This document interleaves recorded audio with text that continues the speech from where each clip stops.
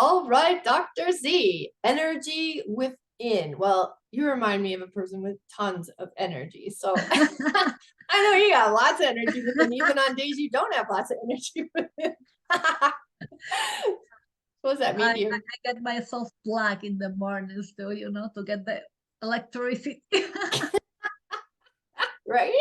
You just plug in. That's how you do it. Got it. That's it. So tell us more. Well, what else? Energy is what keeps me alive, is what keeps me following my dreams, allows me to transform my dreams into reality, Okay. allows me to help others. Right.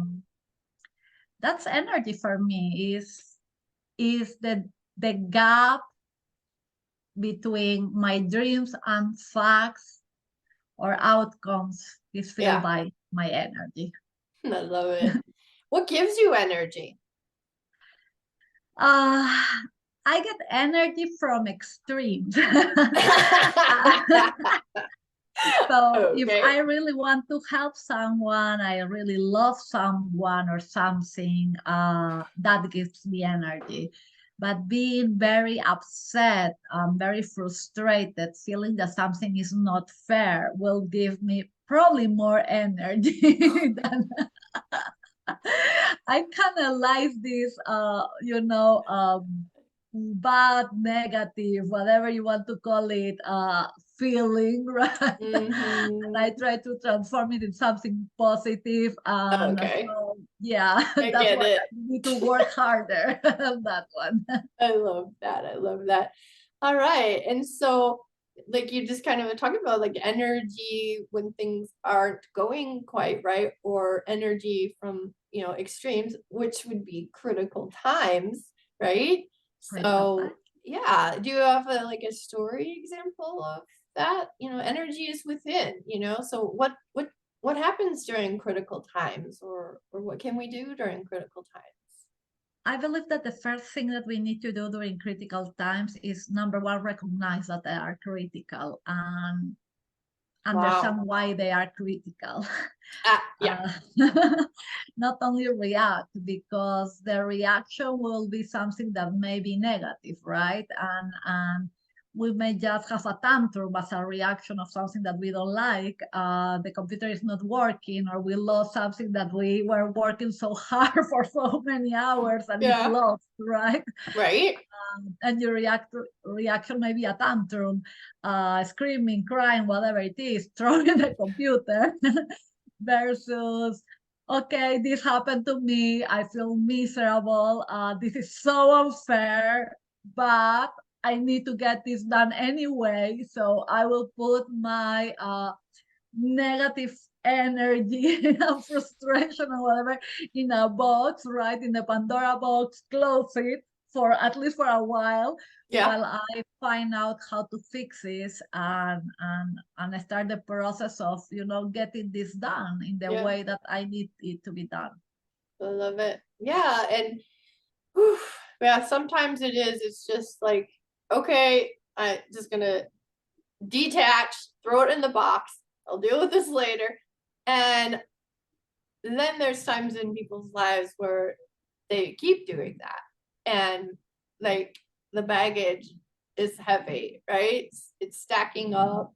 And when I was doing my memoir and just bringing back all those memories, this was actually my second one, I think, that happened. That I was out for a walk with my husband, and I'm like, I just feel like sitting in an Adirondack chair. I go, no, that's what I said. In the movies, like there's this woman sitting in an Adirondack chair, and she's just sitting there kind of staring straight ahead, and then it pant and it goes out a little bit, and you see she's on green grass and out a little bit more, and a nurse walks up to her and hands her meds, like on the grass, the lawn of the insane asylum. Oh Oh my my goodness, right? God. So even writing a memoir becomes one of those critical times. We can. We create ideas in our brain. I don't know if we create them, our brain creates them for us, Yeah. but our brain is so powerful, and sometimes we need to tell our brain, relax, pause. I don't need this information right now. Pause, Because you're pretend you're both. on the front lawn of the insane asylum. It's okay. It'll feel good. You're good. Yeah, we need to, set our own boundaries, because at the end we are our own, worst enemies. We Yeah. are the ones that allow things to happen to us sometimes. And again, Yeah. we can protect from others, but sometimes it's very hard to protect of from ourselves, and from our Yeah. friends here inside of our brain are telling us so. Our friends inside our Yeah, brain. Right? your I little love it. angel, your little, uh Yeah. I Yeah. don't know, diable there, devil there. Yeah, the devil and the angel on your shoulders kind of thing. Yeah. All right. And so follow your feelings. So energy is within, right? We get those intuitive hits. And our friend Sophie Jacobs has a whole book out now on just doing that, right? So follow your feelings, and our intuition is definitely connected to energy. So how do you follow your feelings? That's a very good question, and probably the right person to answer anything regarding intuition is really Sophie. I love Sophie, and her book will be amazing. It's amazing. It is, yeah, Uh, it's out. uh, yeah, it's a very interesting process, because first of all, you need to again identify what are you feeling, and Yeah. you go back and back to this self-awareness. For me, everything starts with self-awareness. What are you feeling? Why are you feeling this? Sometimes you may not even know why, but you know that there is something inside of you. And I believe that what is important is to identify when the feeling is justified before, beyond the why, but is this justified or not? And I interviewed someone that I have like a lot of appreciation for him, for the book, Josh. And Josh talks about fear, and he mentioned something, and probably I am messing up with his phrase, because I modify it so my kids can understand it. And he says something like, fear is a thought, and thoughts can be changed. Mm-hmm. And I feel that it's very powerful, right? Feelings in general, I mean, we can have them, but are they justified? Do we really need to trust them? And after going through that process, if these feelings are justified, and we can trust them, so now go for them, right? And Yeah. let yourself to guide you.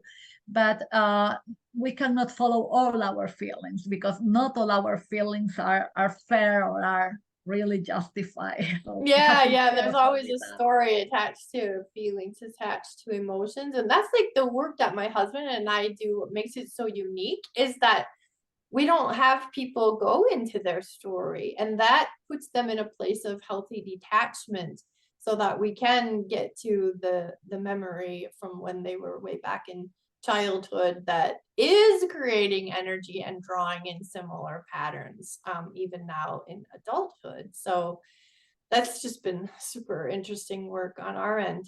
All right. And so look for the light. What does that mean for you when you look for the light?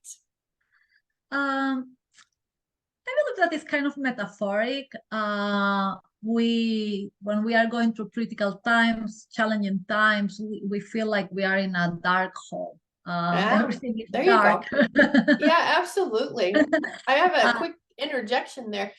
There was somebody in coaching, and she had been dealing with a great deal of depression and was pretty much out of it by the time she came into that coaching program. But she was describing it like reaching your hand out into the darkness, hoping that someone, will hold hands with you. And then even when you feel that they're there, it's like jerking it back down. And I was like, wow, that's really heavy, So what were yeah, you gonna say?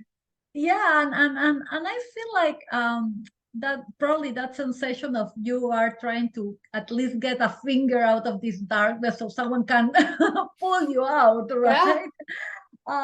it's again the metaphoric concept of asking for help. Ooh. Right?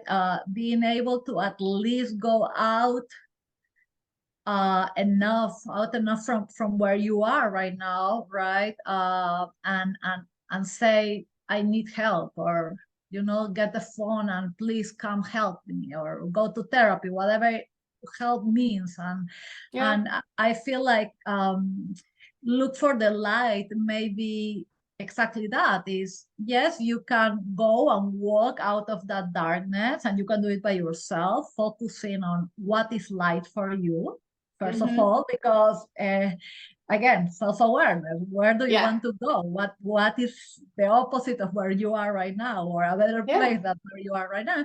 But sometimes the light will not be in your hands, or something that you can really reach by yourself, and that extension of your hand out of the light, like asking for help, Right? will be needed. Yeah. And that's not wrong, it's actually great, it's Yeah.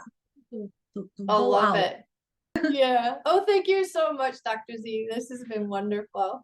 My pleasure, Linda, it's always so good to be with you. Oh, thank you. Same here. Bye-bye. Bye.